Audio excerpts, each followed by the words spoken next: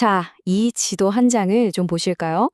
여기서 오늘 모든 이야기가 시작됩니다. 저도 처음 봤을 땐 그냥 되게 복잡한 그림이구나 생각했거든요.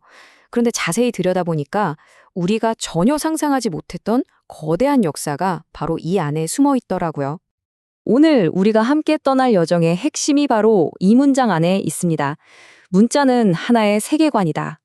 와, 생각해보면 정말 대단한 말 아닌가요? 우리가 그냥 무심코 쓰고 있는 이 글자 하나하나에 세상을 바라보는 방식, 즉 세계관이 담겨 있다는 뜻이니까요. 그래서 바로 이 지도가 우리의 길잡이가 되어줄 겁니다. 지도에 새겨진 길을 쭉 따라가다 보면 문자와 역사가 얼마나 깊고 복잡하게 얽혀 있는지 그 거대한 흐름을 직접 목격하게 되실 거예요. 자, 그럼 한번 같이 떠나볼까요? 우리 여정의 첫 번째 닻을 내릴 곳은 바로 한자입니다. 다들 아시다시피 동아시아에서 가장 강력한 영향력을 행사하면서 하나의 문명이자 질서 그 자체가 되었던 문자죠. 한자가 정말 흥미로운 지점이 바로 이건데요. 이게 그냥 소리만 나타내는 글자가 아니었다는 거죠. 소리가 아니라 의미를 눈에 보이게 시각화한 문자였기 때문에 그 자체로 하나의 거대한 세계관이 될 수 있었던 거예요.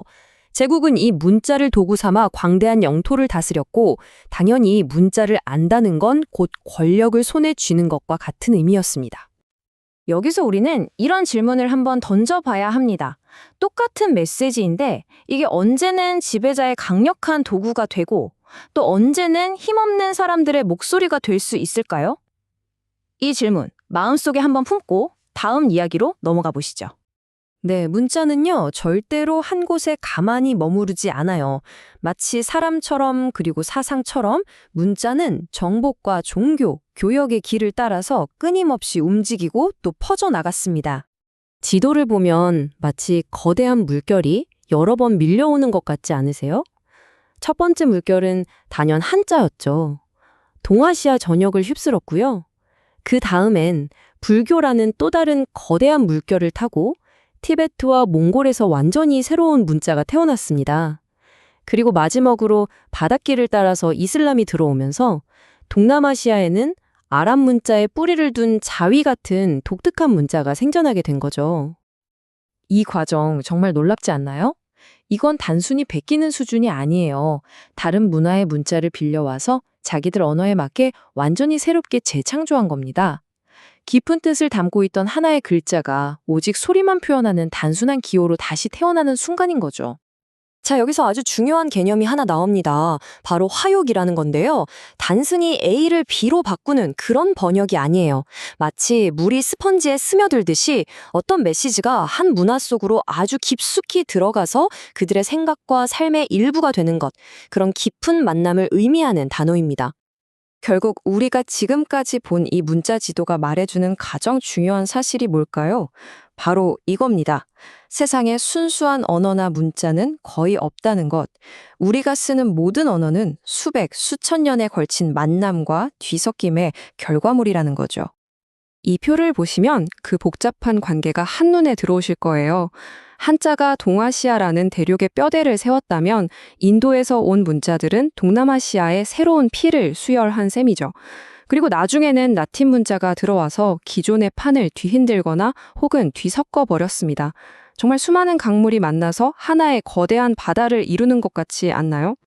하지만 이런 만남이 언제나 알을 덮기만 했던 건 아닙니다. 특히 식민지 시대에 라틴 문자로 된 성경이 들어오면서 갈등이 생기기 시작했죠. 지배자의 언어가 보편적인 메시지라는 이름으로 들어오면서 기존의 문자들은 설 자리를 잃게 된 거예요. 이게 과연 옳은 것인가 하는 날카로운 비판이 나오기 시작했습니다. 자, 그럼 이제 이야기의 초점을 좀 옮겨볼까요? 도대체 왜 한 공동체의 고유한 문자, 우리의 모국어가 그토록 중요한지에 대한 이야기입니다. 이 부분이 정말 핵심이라고 할 수 있는데요. 문자는 그냥 정보를 전달하는 도구가 아니라는 겁니다. 여러분, 우리에게 한글이 어떤 의미인가요? 한번 생각해 보세요. 바로 그거예요. 세상 모든 문자는 그 민족의 기억과 정체성, 바로 그 영혼을 담는 그릇인 셈입니다. 이 비유가 모든 걸 설명해 주는 것 같아요. 성경에 나오는 오순절의 기적은요, 모두가 하나의 통일된 언어를 갖게 된 게 아니었어요. 오히려 정반대였죠. 각자 자신의 언어로, 가장 익숙한 모국어로 하나님의 큰 일을 듣게 된 사건이었습니다. 이것이야말로 언어의 다양성을 존중하는 가장 강력한 신학적 근거가 아닐까요? 결국 우리가 마주하게 되는 질문은 바로 이것입니다. 어떤 위대한 메시지가 있다면 그건 지배자의 언어로 전달되어야 할까요? 아니면 평범한 사람들이 매일 꿈꾸고 기도하는 바로 그 언어로 전달되어야 할까요? 효율성을 택할 것인가? 아니면 준중을 택할 것인가? 어쩌면 그 사이의 문제겠죠.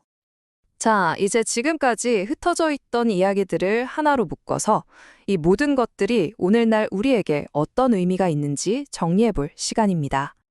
여기 선교적 언어학이라는 조금은 낯선 말이 나오는데요. 어렵게 생각할 것 없습니다. 이건 더 정확하고 완벽한 번역 기술을 개발하자는 게 아니에요. 그게 아니라 어떻게 하면 더 사랑으로 그들과 함께 할 수 있을까? 그들의 삶 속으로 깊이 들어가 함께 머무는 지혜를 구하는 과정인 거죠. 그래서 오늘날 우리에게 남은 과제는 아주 명확해집니다.